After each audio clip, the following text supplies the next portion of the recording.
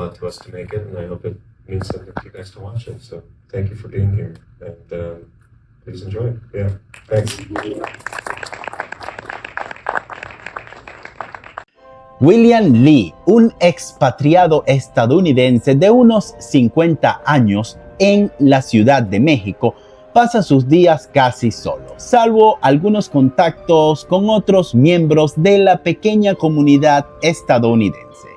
Su encuentro con Eugene, un joven estudiante recién llegado a la ciudad, le muestra por primera vez que finalmente podría ser posible establecer una conexión íntima con alguien.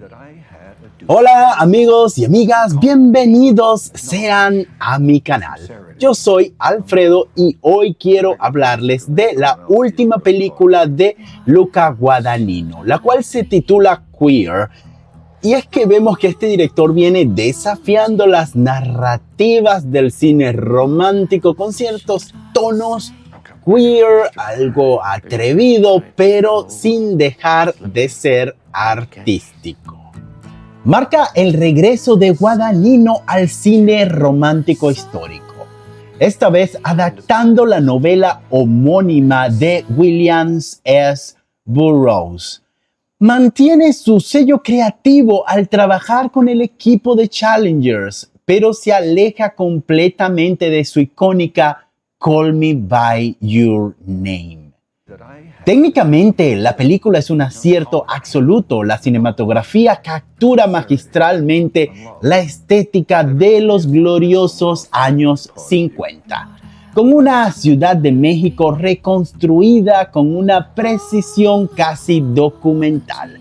Cada toma, cada encuadre respira autenticidad histórica. En cuanto a Daniel Craig, es literalmente la columna vertebral de Queer. Su interpretación de William Lee es tan profunda y contenida que merece sin duda una nominación al Oscar. Craig logra transmitir una soledad y un deseo reprimido con una sutileza casi microscópica. A todo esto le aporta cierto toque de humor. En el cast también nos encontramos a Drew Starkey, un actor que yo no tenía en el radar. En esta ocasión interpreta a Eugene, que ofrece una actuación notable, aunque inevitablemente se ve minimizado cuando comparte escena con Craig. También se encuentra Jason Schwartzman y Lesley Manville. Pese a sus participaciones breves, aportan capas de complejidad a la narrativa. Y, por supuesto, Leslie está completamente irreconocible y siempre es un placer tener a Jason en pantalla. La primera hora de la película fluye impecablemente, narrando el encuentro entre Williams y Eugene con una precisión casi documental. Guadagnino construye la tensión narrativa como un pintor trazo a trazo. Sin embargo, en su segundo y tercer acto, la película toma un rumbo más experimental.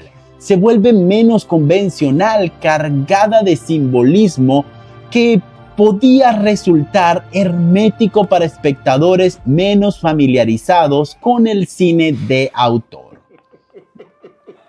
Guadagnino utiliza elementos simbólicos como el ciempié y el símbolo del infinito, no como meros recursos estéticos, sino como metáforas complejas sobre la fragmentación del deseo y la existencia marginal.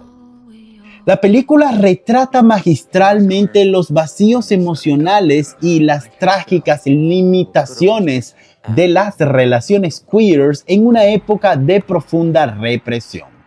Un recurso narrativo particularmente conmovedor es la proyección visual de los deseos internos, mostrando metafóricamente el anhelo de intimidad. Ahora les voy a hacer un resumen de los aspectos positivos y los negativos. En cuanto a los positivos, tenemos actuación magistral de Daniel Craig, reconstrucción histórica casi que impecable, dirección artística excepcional, profundidad simbólica y emocional. En cuanto a los aspectos a mejorar, tenemos un segundo y tercer acto experimental que pueden resultar hermético, narrativa que demanda a un espectador cinematográficamente sofisticado o preparado para este tipo de películas, ritmo que se vuelve más contemplativo que dinámico. Para la fecha de publicación de este video y basándonos en los datos del sitio de Rotten Tomatoes, esta película obtuvo un 75% de aceptación de la crítica especializada y apenas un 56% de la audiencia.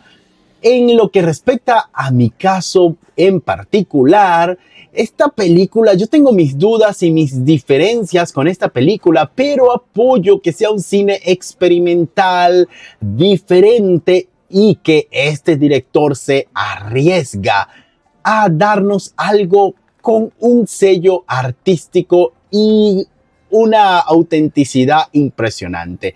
Aparte, las actuaciones están bien, por lo que yo considero que esta película es una... Sí, señores, manito arriba, pero con tendencia a ir hacia abajo. Yo le daría un 6 sobre 10. En conclusión, Queer no es una película para todo público. Y esto no me estoy refiriendo a las imágenes, sino al contenido y a la estructura narrativa como se presenta la cinta. Si bien la primera hora funciona como una película normal, convencional, la segunda intenta ser un poco arriesgada, experimental, con capas de simbolismos y todo esto envuelto en una atmósfera muy artística, lo que hace que sea un viaje íntimo hacia los márgenes del ser humano. Es una película que desafía los límites y las narrativas tradicionales del cine queer y también romántico. Y si llegaste hasta aquí, muchísimas gracias por ver este video. Lo que sí te voy a pedir es que me regales un like, coméntame si te gustó la película, si no te gustó, si estás de acuerdo o si no estás de acuerdo con mi puntuación. Pero también te voy a pedir que te suscribas a este canal para más contenido como este. Me estarías apoyando muchísimo. También no olvides seguirme en el resto de mis redes sociales. Hasta una próxima crítica. Bye.